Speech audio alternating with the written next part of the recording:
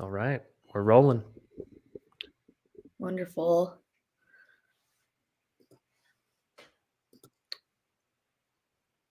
All right. Excellent. Anyone's coming in yet? Hello.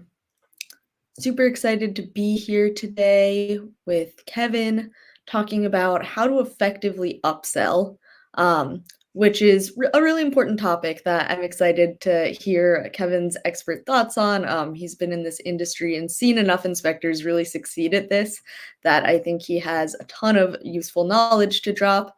And again, yeah, this is a super cool topic, talking all about how to really increase your revenue per inspection, how to make sure when you are offering ancillary services that you're actually doing the right work to get them to convert and to get those actually booked. So yeah, Yeah. with that said, I'll go ahead and pass it off to you, Kevin, unless we want to give people a few more moments to come in. Yeah, we'll just get rolling. We got a nice tight presentation today, and I just want to say this is so important with the environment we're in. If there are less home sales to go around, which we have to continue to believe that that's going to be the future we're in, you have to sell more of your existing services. So if you're here and you have radon, mold, air quality test, any of that, you're in the right place. Even if it's something you outsource, I want to remind you that you can upsell a sewer scope. Upsell something that someone else fulfills. So just keep that in mind, and we'll get right into it. Wonderful. So yeah, for today we're gonna hit three areas, three pillars basically for you guys. We're gonna talk about setting up your services and fees intelligently. There's a hack there that's gonna be really important to see, and then we're gonna talk about using actions and automations to upsell, using data stories, and then verbal selling, which is on the phone or on site. That hopefully, Olivia, that covers most of the opportunities anyone has to upsell a service. Yeah, those are the big three for sure. So I'm excited to get into it. All right.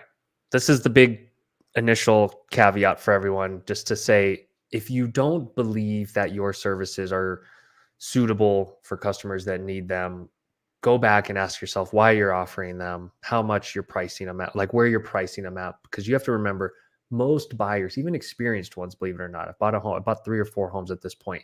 I still forget in between as time goes by what services I need, what they do, what they prevent. So make sure to just believe in what you're offering. I know that's a basic thing and it goes without saying, but I do see some inspectors sometimes that question going all in on this because they don't believe in what they're offering. All right. So setting up your services and fees. So this is within Spectora, when you basically put in what you're offering, your add-ons, your packages. So on the next screen, I'm going to show you what I mean by don't overwhelming them with the first step of the scheduler. So the drop down that you see, I have seen services and fees, Olivia, that have no less than like 20 options on that first drop down. That's a bit Yeah. overwhelming, right? For when it comes to packages. So simplify when in doubt. It is. And I think my biggest tip is just think about how you read when you're putting things together. When you face a wall of text or when you just see, as Kevin just said, like 20 options, you're likely going to immediately face what we call like decision fatigue, which is where there are too many decisions. So what you're going to end up doing is making none of them and choosing none of the options. So that's why that's really important to make sure you're simplifying it up front to not overwhelm someone right when they land on your page. Yep. And in the next couple slides, I'll also show you where you can explain what these services and add-ons are in the description in Spectora. So some people don't fill those out, or they only have a phrase in there, as opposed to you can write sentences to explain things like your buyer's 10 years old. That's kind of the point, is explain it, spell these things out in your services and fees. And then there's the age-old debate of add-ons versus packages. And I'll show you guys on an upcoming slide what I mean by that. And that's a business decision you have to make of, do you just sell the home inspection and then everything else is an add-on? Or do you have bronze, silver, gold packages? Something to consider and think about. Olivia, have you seen prominence to one or the other? I feel like most of what I've seen is inspectors just having their add-ons as, whatever the buyer wants, they can just select. I have seen inspectors who actually do both. They will have packaged together and then also have all of the add-ons individually. I think that is the way to go, and you can highlight the packages or whatever is most lucrative to you. But yeah, I don't think there's necessarily a right or a wrong answer there. Yep. And then some other tips here. If your schedule is on your website, how does it look on a phone? Do you have supporting text above or below your scheduler that you put into your website? Have you walked your agents through it? A lot of times agents are not aware of these pages. They don't know how easy it is to use your online scheduler. That'll save you phone calls. And then can you put an explainer video on your website right above the scheduler to talk people through the options they have? I think that's a very underrated tactic that I've seen on some big multi-inspector sites that do things really well and really funnel people to the website. I think that's a great call. I think also when you get more into this, Kevin, I believe, but just having as much information and explanation as possible is going to be huge when we talk about upselling and actually providing education around the services you offer. Yep. And here's what we mean when we say don't overwhelm them at the first step of your scheduler. So look, this inspector just does home inspection, townhouse, condo. And you got to be one of those probably if you're here, right? And so he chose not to add a bunch of options at this point because if I'm a buyer, to me, that simple first step builds confidence to say, cool, home inspection. And then the magic really happens here where look at how this inspector has done this. So the packages are on the second step. So first of all, you gain momentum from a buyer when the first step is home inspection. And the second step now is where he sells these packages. And look at the explanations on those. I want you guys to really look at these. Like first, all caps, best add-on value. What do you think about that, Olivia, in terms of our marketing and sales brains that understand people sometimes do what you tell them, right? I mean, I think that's fantastic because the phrasing of that best add-on value is obviously very appealing to a buyer, and phrasing it like that is huge because if they know nothing about the actual services you're offering, and if they're just seeing, a radon test for whatever you're charging for a radon test, and they don't actually know what that is, like that's a lot. But if you're telling them, hey, with this package, you get the best value, that actually shifts the perception that they may be saving something by booking that package, which is big. Yeah, this goes back to having empathy for them of if they don't know, you are now telling them this is the best value. I guarantee he has people clicking that just because he said you're getting the best value here. If they're a more discerning type, they read and say, okay, it's radon, it's sewer, mold, air quality. Boom, I get everything. The second package there is interesting. He guides you and says, hey, if your home was built prior to 1978, this is your package to go with. Like that is so prescriptive and I love it. Yeah, I So, think that's a big key to upselling effectively is making sure you are telling the buyer why they need the service or who they are when they'll need to book an add-on, right? Because your average buyer is not going to know, oh, hey, I need a sewer scope inspection or mold test or whatever, because they might not even know what that is. Like, or if yeah, they've heard it, it's just a vague term that doesn't really need anything. So I love including like, hey, if your home is built before, whatever year, this is why you need XYZ, and this is why the package is for you. 100%. Such a simple hack here of saying home inspection, second step. Now we sell them the packages. Here's an example of a website that explains all of the services well. This is just a bonus tip on your website. If someone is either viewing your online scheduler at your website and they start clicking around, are you explaining what a sewer scope is? Are you explaining why radon's prevalent in their state? You got to have tabs and pages for all these, even if it is a paragraph or two. Yeah, I would agree. And I think that education is huge, especially if you can write blog articles or just really anything to provide that extra context. That's big because, and I feel like I really am hammering this message, but I promise it's important is like, if you can't explain and show why you're offering something, and more importantly, not why you're offering it, but why a buyer should care, then they're never going to see a reason to add that on. Yep. All right, number two, we're going to talk actions and automations. And if you're not aware, actions are the emails, text, and triggers you set up in Spectora Advanced.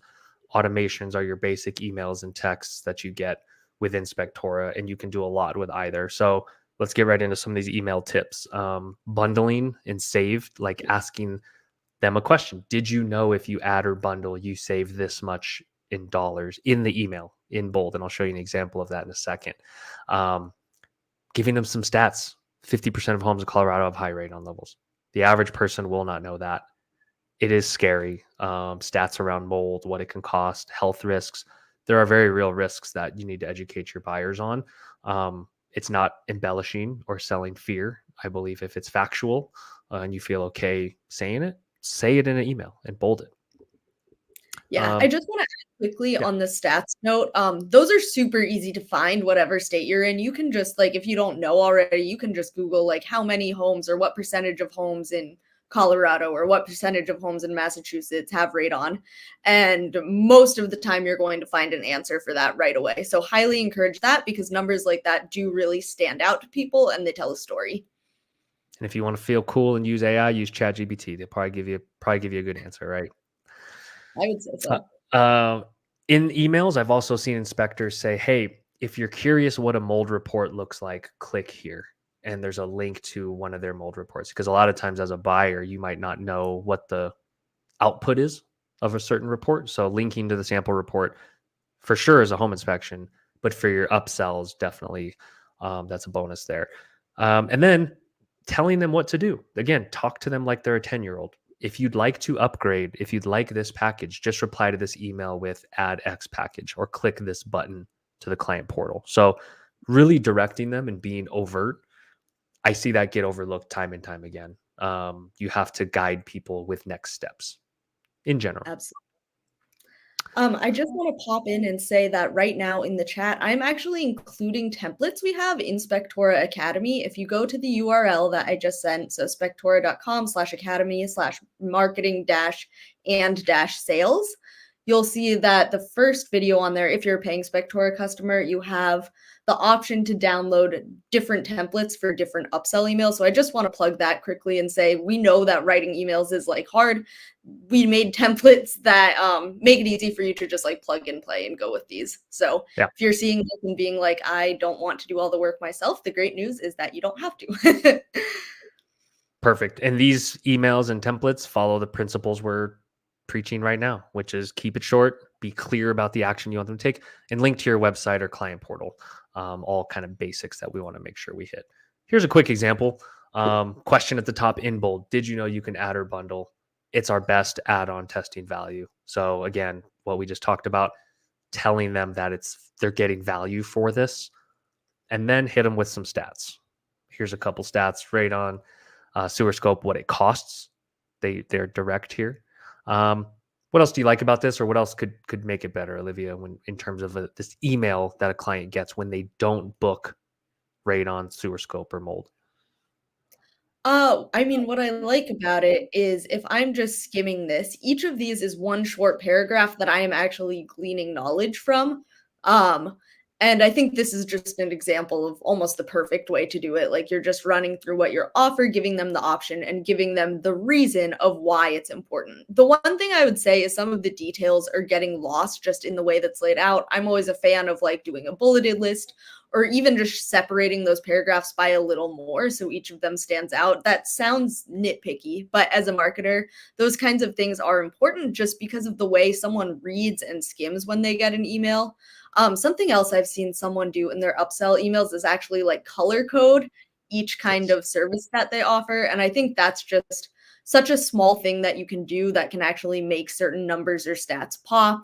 Or anything you really want to stand out. So little visual things like that. But I think the actual text of this and what's being said here is A plus, just so well done.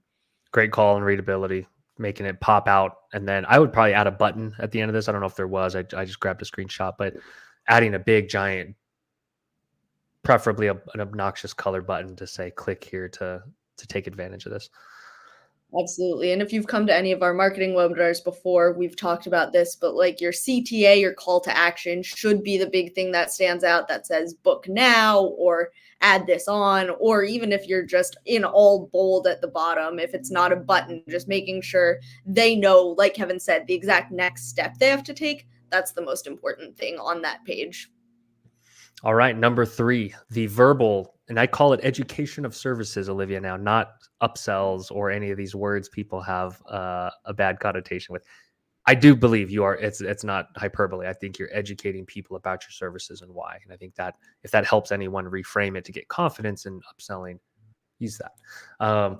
So some quick over the phone tips. Know your numbers is what that stands for. So you should, if you have any service, even if you've sold one of them, or even if you've sold none, you should know a simple stat about each ancillary, like we showed on the previous slide, radon, mold. And then you should know what percent of your clients buy your ancillaries. I think in Spectora's metrics, you can find that pretty easily.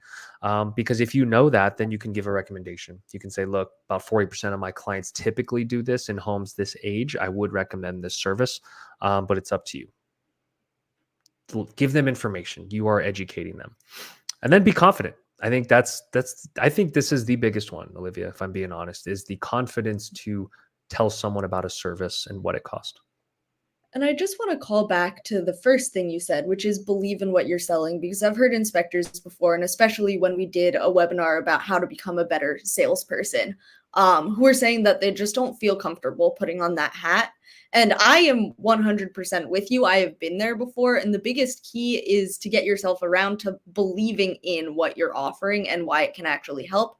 So, not just thinking, oh, I need to sell this to increase my revenue, but if you are selling it, making sure you believe that what you can offer will actually make your client have a better experience, potentially purchasing, moving into living in this new home. And, from what I hear from all of our inspectors and from what I've learned being in the inspection world, pretty much all of the services that inspectors offer are very necessary and can save clients so much money, can save them so much hassle, can save their health. And so, yeah, buying into that and having confidence in what you're telling them to add on is so key. And to build on that, I love that you took the conversation here, Olivia. Do you remember early on in your time with Spectora when I told you you might not have the anecdotal proof to yourself of how inspectors feel about Spectora? So until you have that, you have to use my stories and my proof as your belief. And I think if you're a new inspector here, if you're a brand new inspector that just started offering these services, you need to go hear stories, listen to the podcast, figure out what makes these services helpful to people. That will give you confidence to believe it before you've actually upsold a bunch. So if you don't have the proof, go listen to it, use those stories as your own. That's kind of, to me, the finding the validation prior to you getting it. Yeah, very well said. And yes. Be confident about price too. I think structured text, one of the best in the business about saying we are expensive. I get it. It's another $200. But I think it's worth it for these reasons. And that's some of the on-site tips we're talking about here. If you are face-to-face with someone, empathy to me is always the first place to go, of saying, hey, look, I know no one wants to be upsold. Hey, look, I know you already paid this much for the home inspection. Hey, I know you don't want to hear about another risk, but I would consider doing this test. And here is why, to your point, Olivia, of telling them why they should consider a service. And then I like one here I put in at the end. It's like, hey, look, I know it's not fun to talk about risks in the future. I know it's not fun to talk about health risks associated with mold. Here's the reason why you would do a test like this. And that's why it's a small price.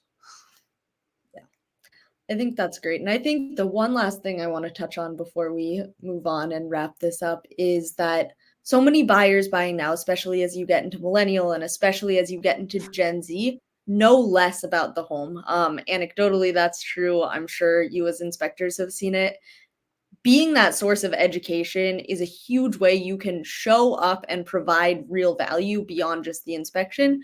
So I like to think that even if the goal or the end result doesn't end up being an upsell, you are also providing that education, which is a big piece. And I think something we need to start talking about in the frame of what a home inspector is and does. Yes, we're going to pick that up in 1 minute after we finish this up, because that's a great conversation. The last one here, if the agent is standing in the driveway with you, or if you want to reference the agent and say, hey, look, I've been working with Jenny for 10 years now, or for I just started working with Jenny, but we've talked about my services, and kind of get that cosign and say, in these circumstances for Jenny's clients, I typically look at this and that. So you're leveraging that trust that the agent has.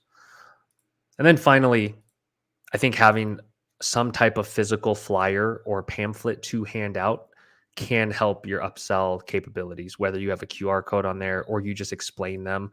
It gives it legitimacy. It doesn't seem like you're just selling something that's out there in space. If it's on paper, people tend to believe it. And so I always say have a flyer. And I just grab these. These are not endorsements for the way they're laid out or pillar to post. There's things franchises do that I wouldn't, necessarily recommend. But the point is get yourself some physical collateral to hand out in the driveway all the time. I think that's a cheap way to reinforce what you offer. Absolutely. And I'd just like to add, if you have a physical printout, you should also have a downloadable one of these that you send out in your emails or that you have accessible on your website, because it's best to be in all places. And if you're making one already, might as well put it everywhere. Yep. All right. Let's jump into questions. And in the meantime, if you guys are thinking of questions, I want to get back to what you just said around basically positioning yourself as the educator, and it leads to a bigger conversation around inspectors maybe starting to think of themselves as home consultants, home experts, because that now gives you the right to comment on more than just the home inspection, on how to take care of the home, how to think about their future health. Where do you think we're at, Olivia, in terms of the potential of how home inspectors are viewed and where we think it could go in the future? Because I know we have internal thoughts around this. So I was actually just thinking about that the other day as I was putting together an article, a blog article about home inspectors who have great social media presences. And I think it's so cool to see like Inspector AJ or Phil Dancer or all these inspectors who have millions of followers and likes on their videos, because it is clear that there is an appetite to be entertained by the home, number one, but to learn as well. I think the people who are on these platforms, and generally speaking on TikTok especially, it is younger generations, I think they're starting to see a home inspector as a source of education, even if it's online and not quite at the point of buying a home, right? But that connection is important. I think the other half of it that I love is right now I'm seeing so many inspectors start to think of themselves this way as an educator. It always stands out to me, your episode with Bailey on the Spectora Spotlight podcast, where she said that she and other inspectors are educators to the people who are buying homes. And that was just so cool to hear, because it's something you and I talk about. And I think that it's awesome to hear that inspectors are starting to own that. So that's where I think we are right now, more in like the beginning stages. But I think the visibility certain inspectors are getting on social media is huge for just people starting to associate their home inspector with someone who is teaching them something before they even reach the home transaction. What do you think? I I think that's very well said. And this is a mindset shift, not necessarily, hey, go and do this, inspectors that are Yes. listening. So I think if you start to zoom out and view yourself as a consultant, as an expert, you might start talking about it differently. I want everyone to go to their websites and see how often the word education, consultant, expert comes up if you search for it. If you hit Control F, you can search for words on your site. But I want to challenge everyone to start referring to themselves as more than just a home inspector, because I'm going to go out on a limb and say I do believe we're kind of at an inflection point where inspectors can choose to keep themselves in a box and stay small, or they can choose to elevate the profession and elevate themselves to be seen as a consultant, which earns you the right to add more value for home buyers. Absolutely. I think that was well said. And it also, I think talking about this, talking about education at the same time we're talking about value, at the same time we're talking about upselling, it's all one ecosystem, right? Because if you're providing the information, if you are the expert in the home who is able to become a one-stop shop who either offers or outsources to these other services, it all makes perfect sense and it all fits together really nicely. Whereas if you don't have that education piece, if you don't view and position yourself as an expert, but you are just trying to sell these services, I think that's when it can feel uncomfortable to an inspector. And that's when it feels like you're just selling. I don't know if I quite articulated that exactly the way I want to, but do you know what I mean there, Kevin? 100%. You have to genuinely be in the game of wanting to educate people and help them and make their future home life better. And it's a long game. They will reward you over time with Google reviews. They will reward you with word of mouth, but you have to be ready and willing to answer those questions. If you're going to say, hey, do you have any questions about anything we've gone over here? and then have some answers ready for the questions they don't ask, because some people don't know what to ask. So I think you give people the water shut off, the HVAC maintenance, AC, all the things, electrical panels, all the things you know how to do in a home as an inspector, all the basic high level things, you should be ready to offer that. And that alone, I think, helps you add more value, and it goes down the path of consultant. Maybe not for life, but at least for the foreseeable future for all your clients. Absolutely.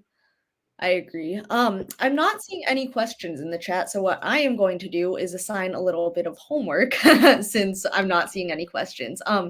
Number one is I want to go over the places where you should be offering your upsells and have visibility on all the services you have. So I think number one place is obvious. We talked about services and fees in Spectora, making sure that's also in your client portal in the Spectora app. If you offer ancillary services and you don't have Spectora Advanced set up, I highly encourage you all check out that specifically for the advanced actions. I'm about to drop a URL in the chat that you can go to get started, but that's where we really see our inspectors having huge success. I think have inspectors who have like 2000% ROI on actions or within like a month of using actions have increased like so an inspector told me recently they increased their upsell rate on upsell rate like immediately after starting to use actions by 25%, which is so cool to hear. So that's homework part 2. Homework part 3 is going and looking at your website, making sure that in anything external facing, you are positioning yourself as that one-stop shop, that all of those services are listed, and that you're not just letting a client booking know, but you're letting your agents know that you're a one-stop shop and really branding yourself as such. So that would be my 2 cents of what I'd want an inspector to like take away from today. Anyone who's watching, those are my steps to go do right now. Perfect. That is a great place to leave it. If you guys do think of questions after the fact, shoot them to us, right into the chat, send them directly to Livy and I, and we can go deeper on any of these topics, because pretty much all 3 of these pillars we went through could be a topic of its own to get into specifics, but we just wanted to cover a ton in half an hour for you guys today. Absolutely. Yeah. Thank you, everyone, for coming. You can reach me directly, olivia@spectora.com, anytime for any questions you have. The last note I'll end on is later this month or in early June, we are giving a webinar that's much more in depth, but just all about strategies you can use to increase your revenue per inspection. We'll talk about upselling, we'll talk about positioning, we'll talk about education and communicating value. So keep an eye out for the sign up link for that. And unless anyone has any questions, we will see you at the next one. Thank you, everyone who showed up. Thanks, everybody.